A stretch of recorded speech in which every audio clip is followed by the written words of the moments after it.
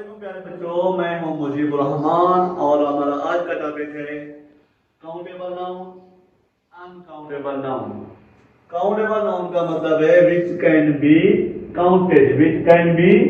Counted, जिनको हम गिन सकें।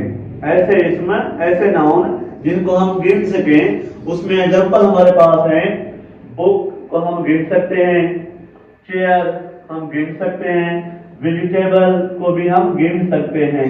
तो ये हमारा हो गया काउंटेबल नाउन एग्जांपल के साथ। और दूसरा हमारा है uncountable noun which can not be counted, ऐसे इसमें जिनको गिना ना जा सके। एग्जांपल में वाटर, राइस, ऑयल, इसके अलावा हैप्पीनेस, इसी तरह बहुत सारे हैं जिनको हम काउंट नहीं कर सकते। तो प्यारे बच्चों, ये था हमारा आज का टॉपिक। उम्मीद है आपको पूरी तरह समझ आ गया होगा countable noun and uncountable noun. अगले वीडियो तक के लिए अल्लाह हाफिज।